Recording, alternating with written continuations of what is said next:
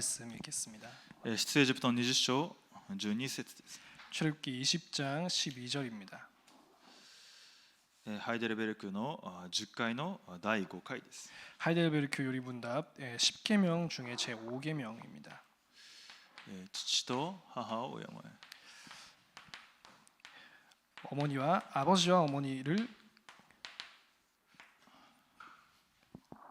존경하라. 죄송합니다. 내 부모를 공경하라. またエペソの6章1節から3節も共に見ますね。 또 본문으로서 에베소서 6장 1절부터 3절도 함께 읽겠습니다. 出エジプトの20章12節見ます。 출애굽기 20장 12절 함께 읽겠습니다. あなたの父と母を敬え。あなたの神主が与えようとしておられる地であなたの弱いが長くなるためである。またエペソビテの手紙6章1節から3節見ます。 에베소서 6장 1절부터 3절입니다. エペソの6章1節から3節。 에베소서 6장 1절부터 3절. 子供たちよ、主にあって両親に従いなさい。これは正しいことだからです。あなたの父と母を敬え。これは第一の戒めであり、約束を伴ったものです。すなわち、そうしたらあなたは幸せになり、地上で長生きするという約束です。創造の力で根源を癒すようにという御言葉を受けました。 창조의 능력으로 근원을 치유하라라고 말씀하셨습니다. 38年寝たきりの人がいました。 38년 동안 병자인 사람이 있었습니다. 38年です。 38년입니다. 人生に絶望するしかありません。 인생에 절망할 수밖에 없습니다. その人の状態が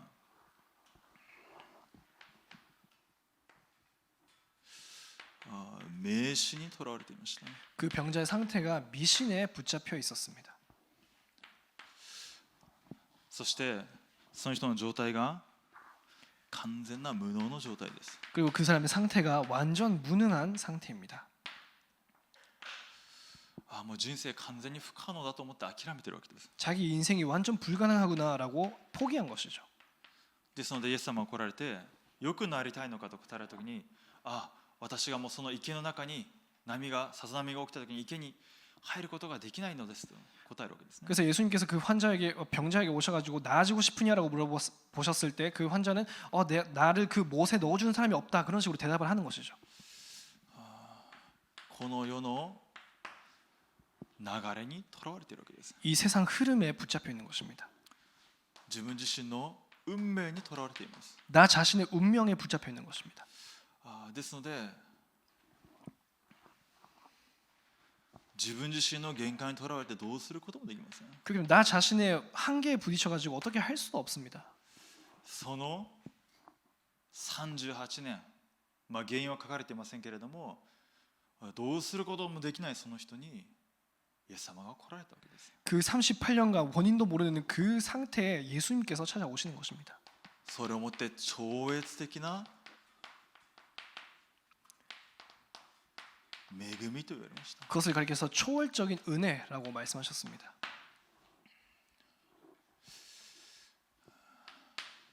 この世、実際的にこの世を捉えている霊的な存在がいます。 실제로 이 세상을 붙잡고 있는 영적인 존재가 있습니다.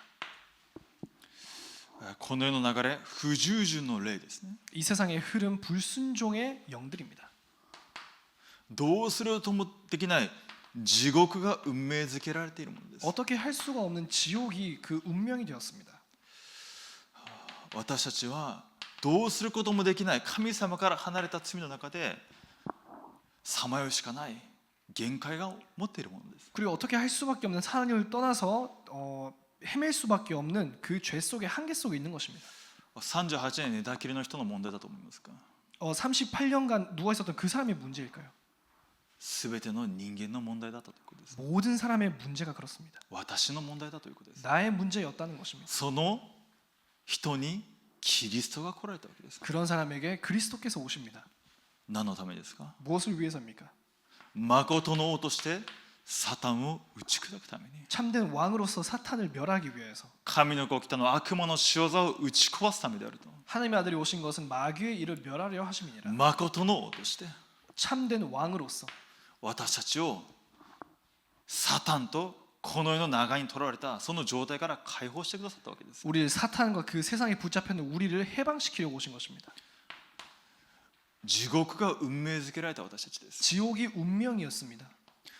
神様に出会うことができる道を開いてくださいました。 하나님 만나는 길을 열어주셨습니다. 私が道であり真理であり命であると、 내가 곧 길이요 진리요 생명이니 誠の神様に出会うことができるように、 참 하나님을 만날 수 있도록 現在の中で罪と呪い災いの中でどうすることもできなかった私たちです。 원죄 속에 그 죄 저주 재앙 속에서 어떻게 할 수도 없는 사람이었습니다. 身を世の罪を取り除く神の子羊として、 세상의 죄를 사하는 어린 양으로서 私のすべての罪呪い災いを十字架で背負い血を流してくださったわけです。 나의 모든 죄 저주 재앙을 담당하시고 피를 흘리셨습니다. これをもって完了したと言われたわけです。 그것을 가리켜서 다 이루었다라고 말씀하십니다. すべての呪い災いもう終わってるわけです。 모든 죄 저주 재앙 다 끝난 것입니다. キリストによって完全に新しいものとされたということです。 그리스도로 완전히 새로운 사람이 되었다는 것입니다. それをもって超越的な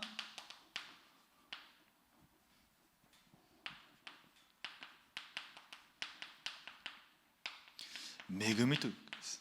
그걸 가리켜서 또 초월적 은혜, キリストに出会いました。 그리스도를 만났습니다. キリストの声を聞いた瞬間にその人の霊的な状態が変わってしまったわけです。 그리스도의 음성 말씀을 들은 순간 그 사람의 인생이 바뀐 것입니다. 起きて歩きなさいと言いました。 일어나 걸으라 말씀하십니다. その御言葉に反応しました。 그 말씀에 반응했습니다. その時にその御言葉通りになったわけですね。 그때 그 말씀대로 된 것입니다. 再創造されました。 재창조가 일어났습니다. その人に御座の祝福を望むようになったわけです。 그 사람의 보좌의 축복이 임하게 되었습니다. 超越的な恵みです。 초월적인 응답입니다. キリストの恵み、キリストご自身を主が私たちに与えてくださいました。 그리스도의 은혜, 그리스도 자신을 우리에게 주셨습니다. 御座から神様ご自身がご自身のその栄光捨てられて人となって来てくださったわけです。 하나님 자신이 그 보좌의 영광을 버리시고 사람이 되어서 오셨습니다. 超越的な答えですね。 초월적 응답입니다. 答えの中の答えです。 응답 중에 응답입니다. その御言葉が望む時に癒されるわけです。 말씀이 임했을 때 치유받는 것입니다. 超越的な信仰です。 초월적인 믿음입니다.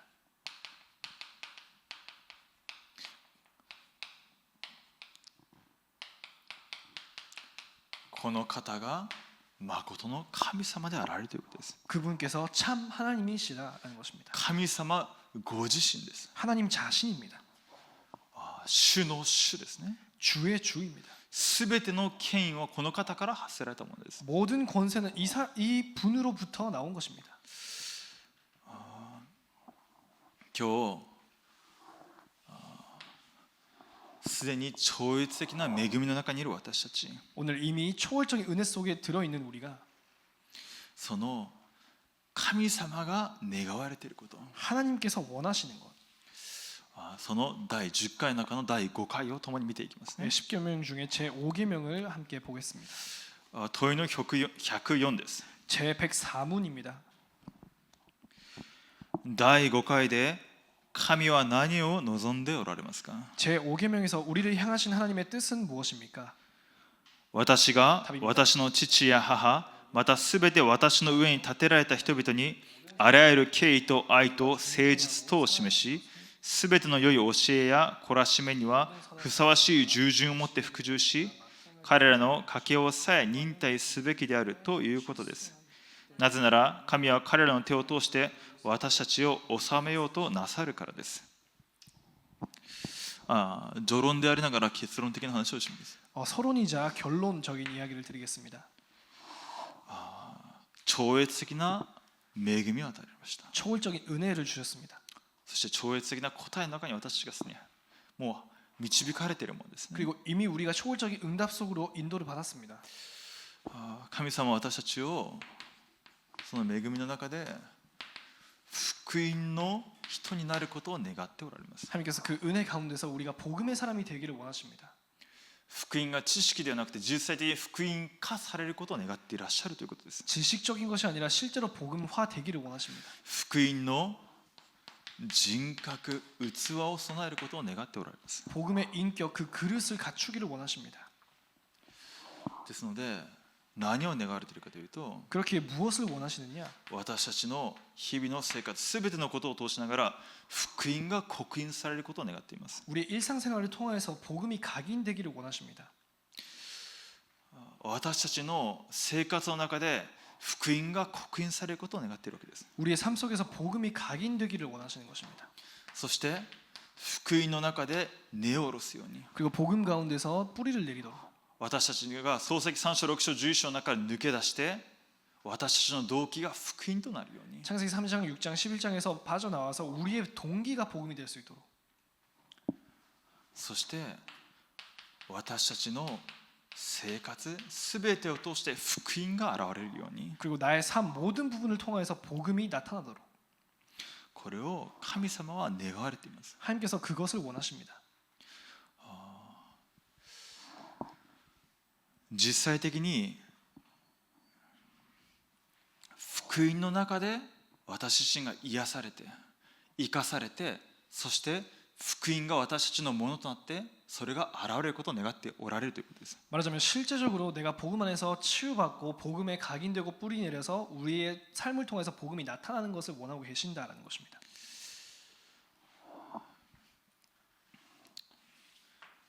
その一つが父と母を敬えということです。 그 첫 번째가 내 부모를 공경하라 하는 것입니다.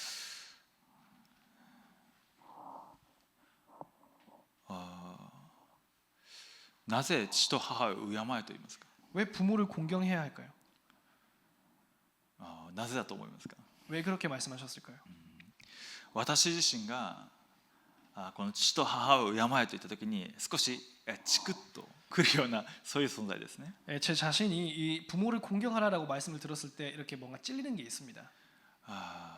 実際にそうやった生き方を生きてこなかったものです。 실제 그런 삶을 살 수 없었기 때문이죠. なんか自分が何かを物心とできた時、物心ついた時からなんか両親に反発して生きるようなそういう存在でした。 조금 크면은 뭔가 부모한테 자기가 뭐 되는 것처럼 부모한테 이렇게 반발을 하는 그런 사람이었습니다. 反発して生きてきたものですね。 반발하고 살아왔던 사람이죠. ですね、実際私がこの御言葉を開きながら、自分自身に対するメッセージとしてまたよく受ける時間でした。 제가 이 말씀을 보면서 또 나 자신에게 향한 말씀으로서 이렇게 받아들이는 시간이었습니다. 自分自身が福音の人となるように神様はこのメッセージを与えられているんだなと。 저 자신이 복음의 사람이 되도록 이 말씀을 주셨구나. 第二テモテの3章を見ますと、終わりの日にどういう人が増えるのかということを書いてあるんですね。 디모데 후서 3장을 보면은 이 말세에 어떤 사람이 나오는가라는 내용이 나옵니다. 終わりの日には困難な時代がやってくることをよく承知しておきなさいと。第二テモテの3章1節2節ですね。 디모데 후서 3장 1절 2절입니다. 말세에 고통하는 때가 이르러 이런 사람이 나온다라고 말하고 있습니다. その時に人々は自分を愛する者、金を愛する者、体言相互する者、不尊な者、神を汚す者、良心に従わない者、感謝することを知らない者、汚れた者になりとあります。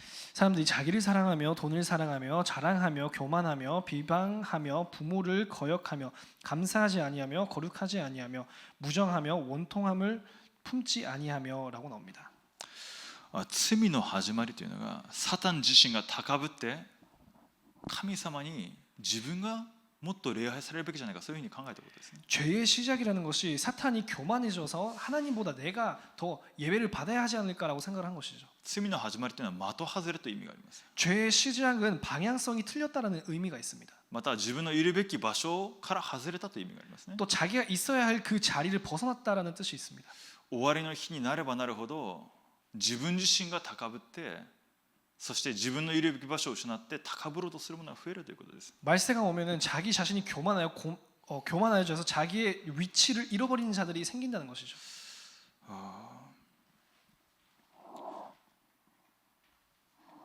父と母を敬え、第1回から第4回を今まで見てきました。 내 부모를 공경하라 제 1계명부터 4계명까지 다루어왔습니다. 最初の第1回から第4回までが神様に対するものです。 제 1계명부터 제 4계명까지가 하나님을 향한 계명입니다. そして第5回目から第10回目が人に対するものですね。 그 제 5계명부터 10계명까지는 사람에 대한 계명입니다. その中でほとんどが殺してはならない、姦淫してはならない、こうしてはいけないというものです。 그 사람과의 계명 중에서 대부분이 살인하지 말라, 간음하지 말라, 뭐뭐 하지 말라 이런 표현입니다. 大分というか、父と母を敬え以外は何々してはならないというものですね。 내 부모를 공경하라 이 계명 외에는 다 뭐뭐 하지 말라라고 나옵니다. しかし父と母を敬え、これだけが自発的に主体的にしなさいというものです。 그리고 이 내 부모를 공경하라 이 계명만이 너의 자발적인 순종을 원하는 것입니다. 神様がすべての主権を持っておられますけれども、その中で権威として最初に与えられたのが家族ですね。 하나님께서 모든 주권을 가지면서 그 처음으로 하나님께서 인간에게 주신 그 권세가 부모입니다. 両親に権威を与えられました。 부모에게 권세를 주셨습니다. どのような権威を与えられましたか？ 어떠한 권세를 주셨습니까? 子供を保護して、また子供を育てることができるものとして立てられたということです。 자녀를 놓고 또 자녀를 키울 수 있는 그러한 권세를 주셨습니다. 子供に産めよ増えよ地を満たせと、このすべてのものを味わいながら神様を見上げることができるように、そして実際的にその恵みを家庭で味わうことができるように権威を与えられたということです。 생육하고 번성하고 이 세상의 모든 것들을 누리면서 또 가정의 축복을 누릴 수 있도록 그러한 권세를 주셨습니다. 自分も子供を育てるようになって分かったんですけれども、子供って赤ちゃんの頃何もできませんね。 제가 아이를 가지면서 느낀 부분인데요. 아기 때 사람은 정말 아무것도 할 수가 없습니다. 何もできない存在です。 전혀 아무것도 할 수 없는 존재인 것입니다. 泣くことしかできませんね。 웃는 것밖에 할 수 없습니다. ですので泣いたらおっぱいをあげたりおむつを替えたり自分で何もできないわけです。 울면은 젖을 주거나 자기 또 기저귀를 갈아주거나 자기 혼자서는 아무것도 할 수 없습니다. 両親の手を持って子供を保護し、また子供を愛し、子供を育てるように両親を立てられたわけです。 부모의 그 손길로 자녀를 키우고 또 키워 나갈 수 있도록 그렇게 부모에게 권세를 주신 것이죠. ですので父と母を敬え。 그렇기 때문에 내 부모를 공경하라. これは創造の原理だということです。 이것이 창조 원리라는 것입니다.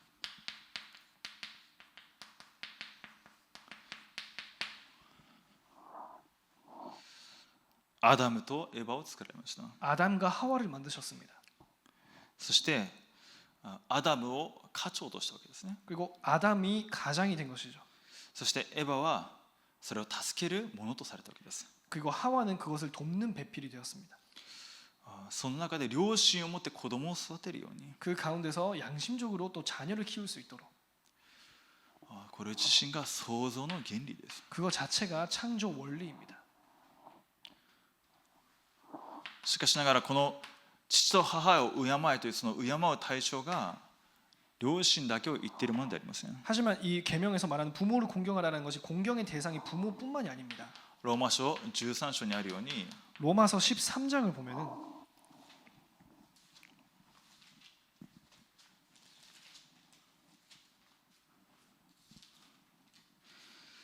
1節2節 1절 2절입니다. 人は皆上に立つ権威に従うべきです。神によらない権威はなく、存在している権威はすべて神によって立てられたものです。したがって権威に逆らっている人は神の定めに背いているのです。背いた人は自分の身に裁きを招きます。 각 사람은 위에 있는 권세들에게 복종하라. 권세는 하나님으로부터 나지 않음이 없나니 모든 권세는 다 하나님께서 정하신 바라. 그러므로 권세를 거스르는 자는 하나님의 명을 거스름이니 거스르는 자는 심판을 자취하리라. 上に立つ者、すべ上に立つすべての人を敬えと言っているわけです。 위에 있는 모든 권세를 가진 자들을 존중하라는 것입니다. 父と母、両親が権威の中で一番人間には近い基本的な単位として父と母を敬えと言ってるわけですね。 인간적인 가장 가까운 권위 그리고 너의 아버지 어머니에게 복종하는 것이 가장 큰 기본이라는 것이죠. 対象上に立つものすべてを敬えと言ってるわけです。 말하자면 자기보다 위에 있는 자들을 다 존중하라는 것입니다. 教会において 교회에 있어서도 그렇습니다. また学校や 또 학교나 職場、社会において 직장, 사회에 있어서 また国において 또 국가에 있어서 それを敬うようにと教えているわけです。 그것을 존중하라는 것입니다. なぜその権威は神から来たものだから。 왜냐 그 권세는 하나님으로부터 온 것이기 때문에.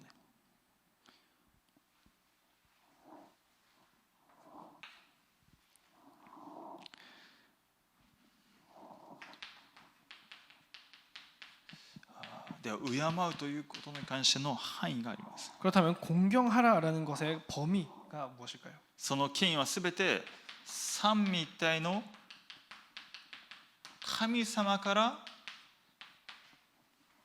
その私たちの上に立つ対象者に与えられたものですね。その権威が。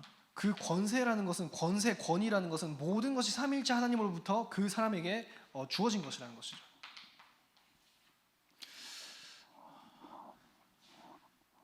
ですので、この対象者の要求が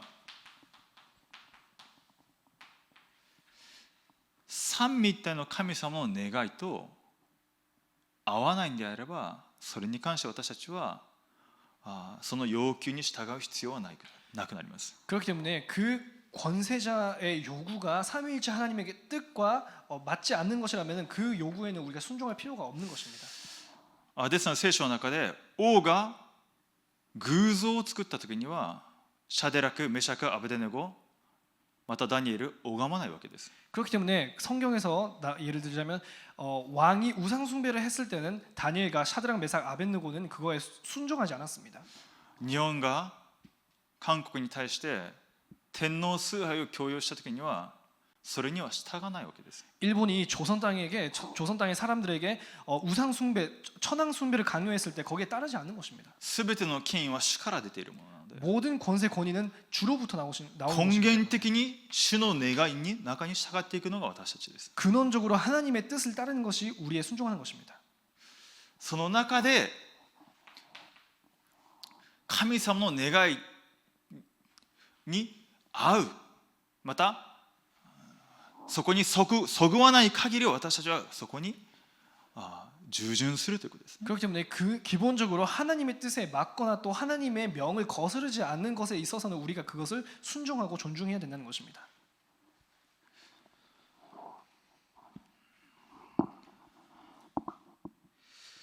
ですのでふさわしい私が私の父母またすべて私の上に立てられた人々にあらゆる敬意と愛と誠実とを示し、すべての良い教えや懲らしめにはふさわしい従順を持って服従しとあるわけです。 그렇기 때문에 나의 아버지와 어머니 그리고 내게 대하여 권위를 가지고 있는 모든 사람들을 내가 존중하고 사랑하며 순종하는 것입니다. 그들의 모든 선한 가르침과 징계에 내가 마땅히 순종하라는 것입니다. ですので、サドラ先生も会社に入った時にその会社を持って会社がですね、年末年始に神社に行って拝む、そういう時には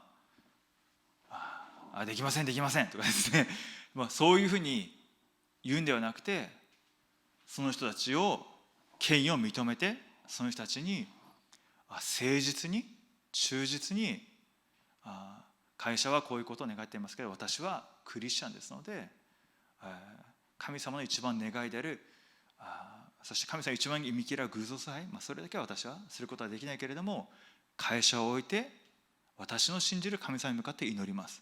こういうふうに伝えたわけです。 그렇기 때문에 사도랑 목사님도 회사에 취직을 하셔가지고 거기서 이제 회사 전체가 이제 그 신사참배를 하러 갈 때 이제 거기에 대해서 그거 할 수 없다 그런 식으로 반박하는 것이 아니라 존중하게 그 사람들의 권위를 세우면서 내가 크리스천이기 때문에 우상 숭배를 할 수 없지만 회사를 위해서 내가 기도하겠습니다. 이렇게 말하자면 그렇게 거절을 할 수 있는 것이죠. 相手の立場を立てながら 그 사람의 입장을 세워주면서 自分の立場を明確にするということです。 자기의 입장을 명백하게 하는 것입니다.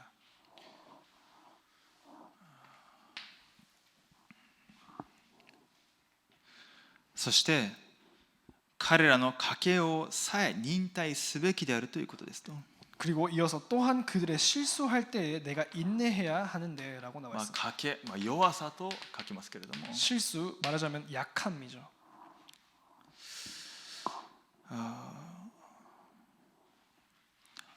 人間ですので弱さがあります。 인간이기 때문에 약한 부분이 있습니다. 失敗することがあります。 실수할 수도 실패할 수도 있습니다. 足りなさがあります。 또 부족함이 있습니다. そのような部分が見えたときに、私たちが福音の人として立つことを神様は願っておられるということです。 그런 부분이 보였을 때 우리가 복음의 사람으로 서기를 하나님께서 원하십니다. エゼキエル書の22章30節にこういう言葉がありますね。 에스겔서 22장에 보면은 에스겔서 22장 30절입니다.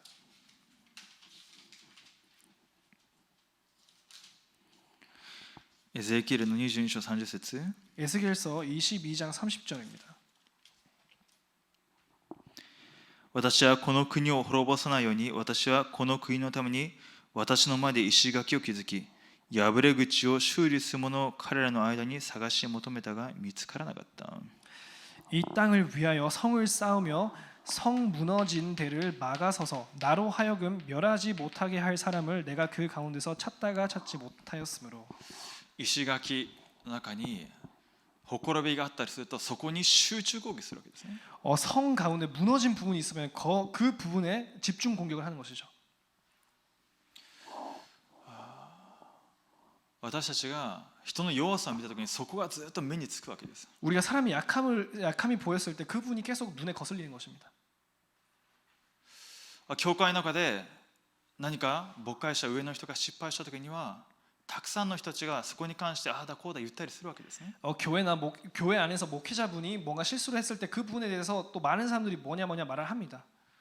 サタンがその部分を霊的に集中的に攻撃して崩そうとするわけです。 사탄이 그 부분을 영적으로 집중 공격을 하여서 무너뜨리려고 하는 것입니다. 破れ口に立つ者、 그 부분에 서 있는 자, そこを直す、そこを埋めるものとして立ちなさいと神様は言っておられるわけです。 그 성의 무너진 부분을 고치는 자로서 우리가 서야 한다는 것입니다. そういう弱さ、欠けが見えたんであれば、そこを直すものですね。 약함이나 부족함을 봤을 때 그 부분을 고치는 자입니다.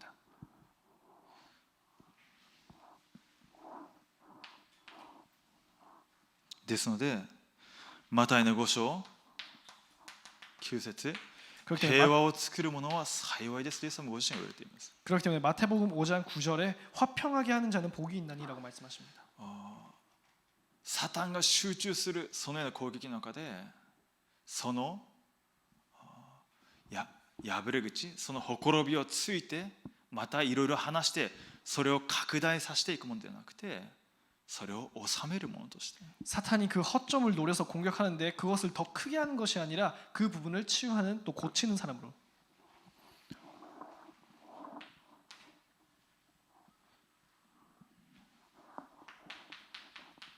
第2コリントの5章17節から19節、 고린도 후서 5장 17절부터 19절.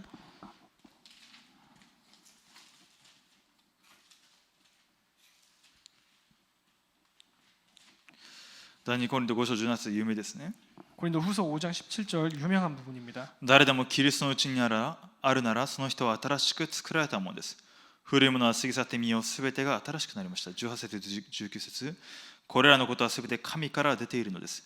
神はキリストによって私たちをご自分と和解させ、また和解の務めを私たちに与えてくださいました。すなわち神はキリストにあってこの世をご自分と和解させ、違反行為の責めを人々に負わせないで、和解の言葉を私たちに委ねられたのです。 17절부터 19절입니다. 그런즉 누구든지 그리스도 안에 있으면 새로운 피조물이라 이전 것은 지나갔으니 보라 새 것이 되었도다. 모든 것이 하나님께로서 났으며 그가 그리스도로 말미암아 우리를 자기와 화목하게 하시고 또 우리에게 화목하게 하는 직분을 주셨으니 곧 하나님께서 그리스도 안에 계시사 세상을 자기와 화목하게 하시며 그들의 죄를 그들에게 돌리지 아니하시고 화목하게 하는 말씀을 우리에게 부탁하셨느니라. どんなに弱さが見えたとしても、どんな足りなさが見えたとしても、そして教会の中でさまざまなことが起きたとしても、私たちは和解の務めをするように召されたものです。 우리가 얼마나 부족함과 허점을 봤다 할지라도 교회가 얼마나 부족한 부분이 있다 할지라도 우리는 화목하게 하는 직분을 맡은 자입니다. どれぐらいですか？ 어느 정도까지입니까? 第一ペテロの2章18節から23節。 베드로전서 2장 18절부터 23절입니다. 第一ペテロの2章18節から28節です。 베드로전서 2장 18절부터 23절 말씀입니다.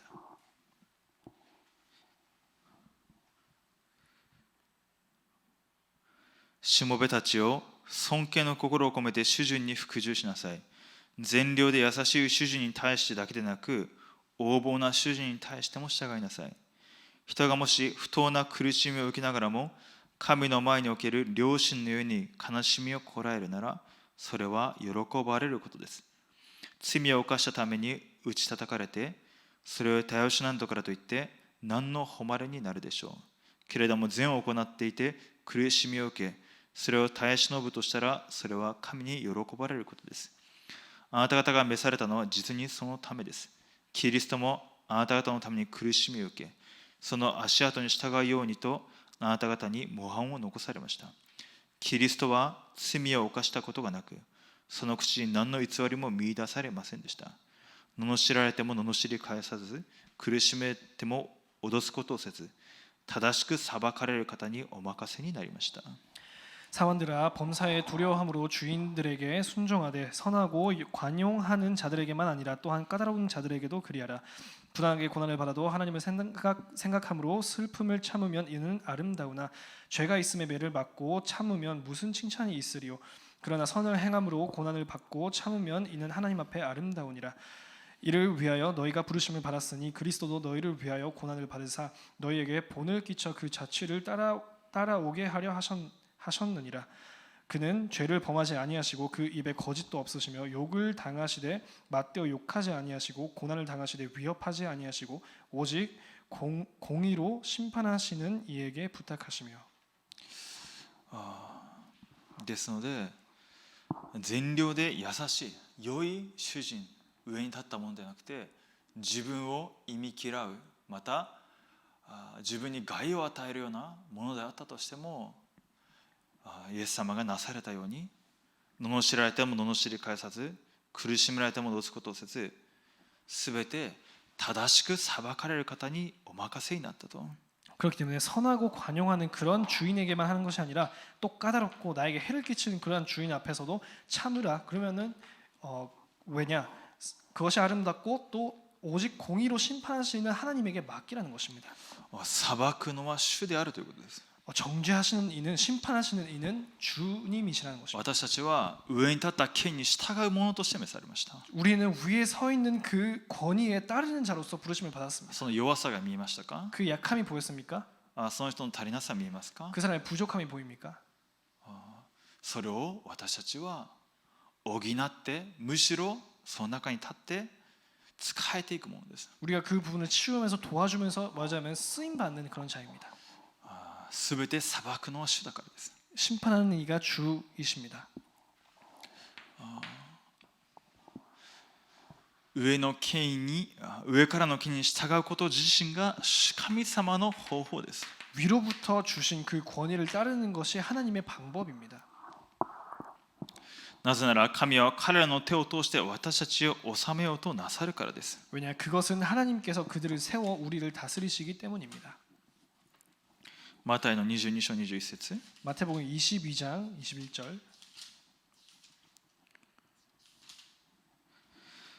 彼らはカイザルのですと言った。そこでイエスは言われた。それならカイザルのものはカイザルに返しなさい。そして神のものは神に返しなさい。 이르되 가이사의 것이나이다. 이에 이르시되 그런즉 가이사의 것은 가이사에게 하나님의 것은 하나님에게 바치라 하시니. 神様が上のものを立てられたのは神様の方法です。 하나님께서 권위자를 세우신 것은 그것도 하나님의 방법입니다. この世の秩序のためです。 질서, 이 세상의 질서를 위해서입니다.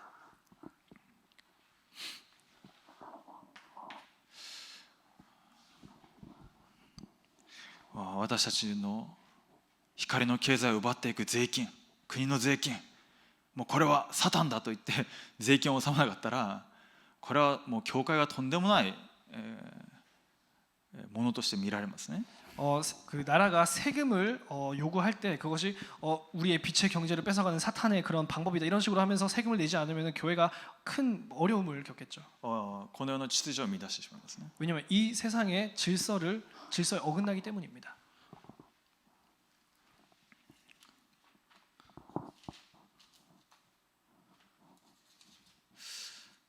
またローマ書の13章 로마서 13장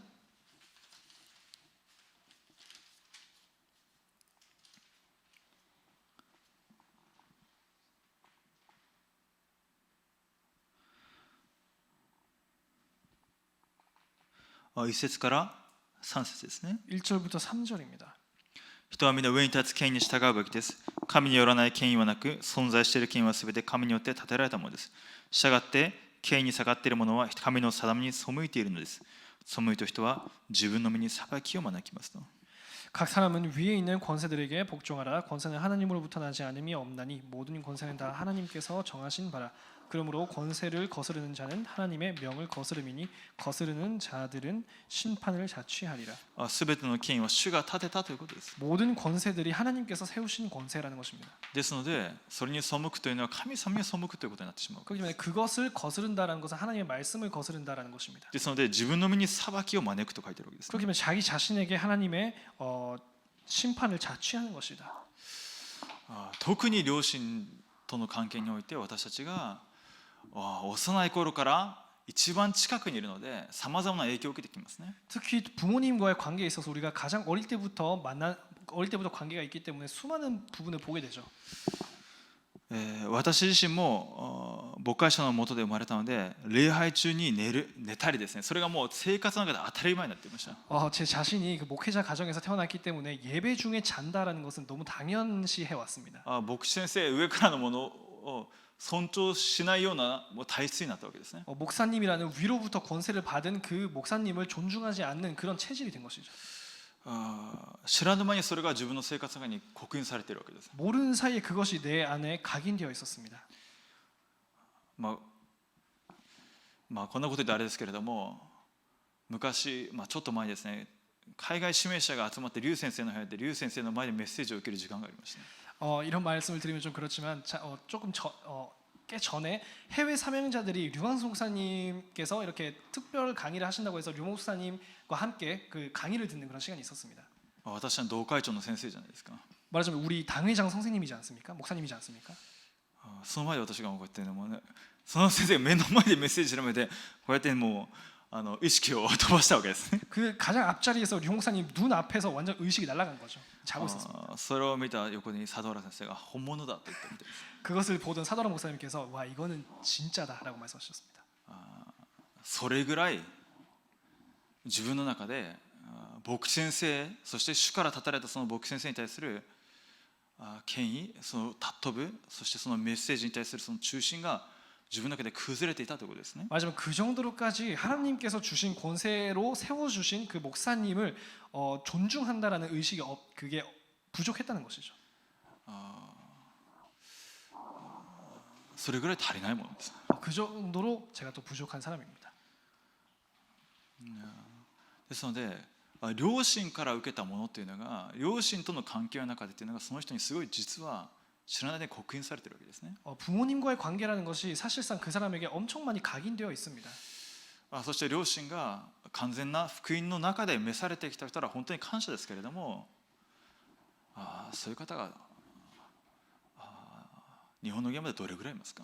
부모님이 정말로 복음 속에서 부르심을 받은 그런 부모님이라면 또 다행이겠지만 일본 현장에 그런 부모님이 얼마나 계실까요? むしろ家庭が崩れて両親のことを知らぬ間に自分が蔑んで生きてきた、そういうことが多いのが日本の現場です。 오히려 가정이 무너지고 자기가 모르는 사이에 자기 부모를 많이 이렇게 경시하는 그런 체질이 되어 있는 것이 일본의 또 현장이기도 합니다.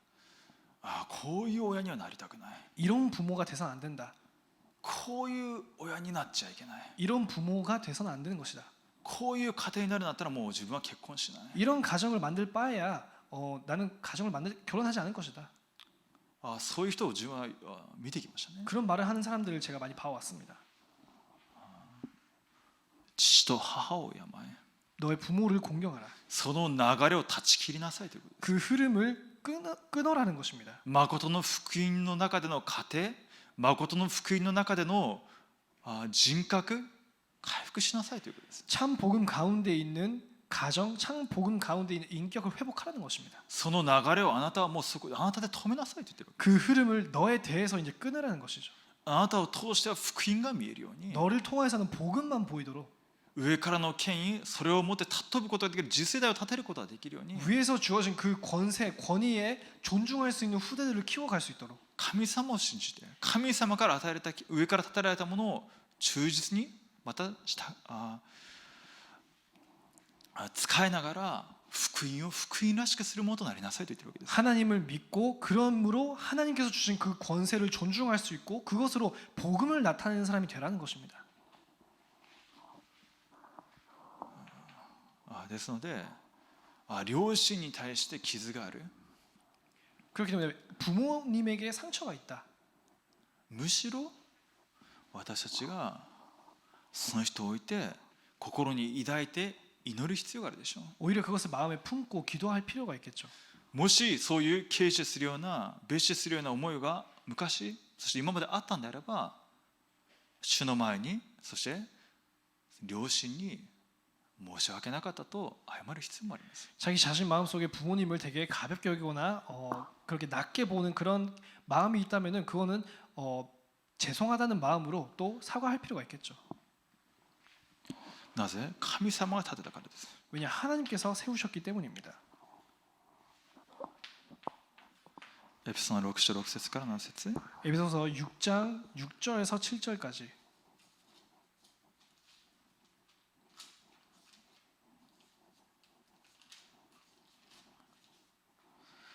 人のご機嫌取りのような上辺だけの使い方でなく、キリストのしもべとして心から神の御心を行い、人にではなく主に仕えるように善意を持って使いなさい。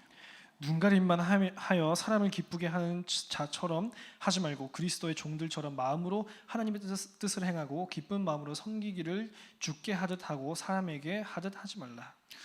この方が主が立ててくださった方なんだな。 이 사람이 이분이 하나님께서 세우신 분이시구나. 心から主に仕えるに仕えることができるように。 진심으로 하나님께 순종하듯이 순종할 수 있도록.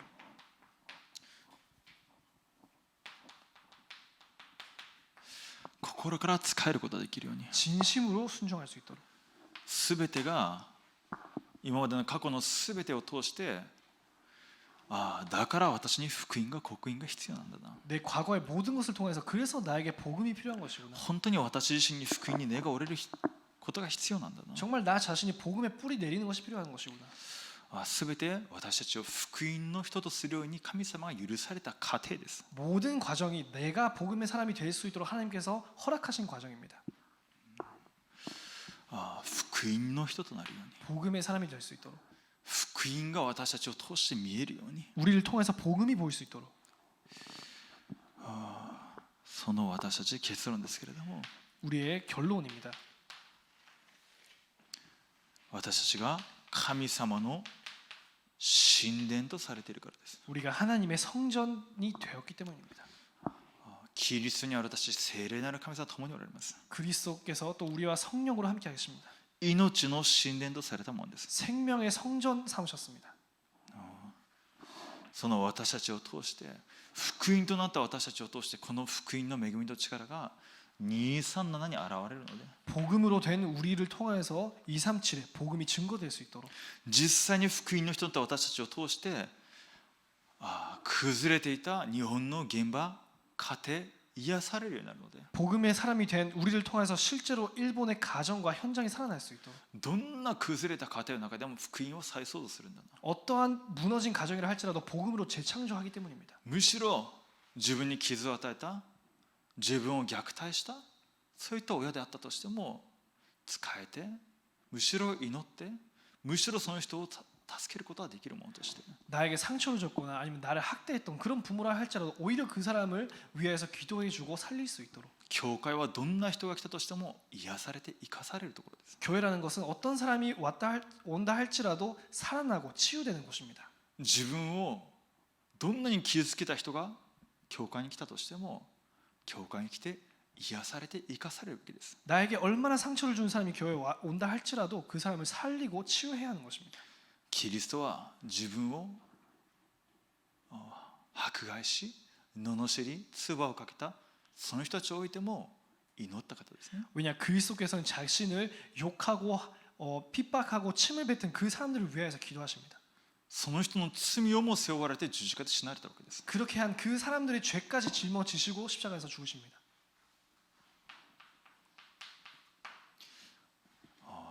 私を通して癒しが見えるように、 나를 통해서 치유가 보이도록 福音の中での癒しがなされるように、 복음 안에 치유가 일어나도록 サミットとなるように、 서밋이 될 수 있도록 福音のサミットとなるように、 복음의 서밋이 될 수 있도록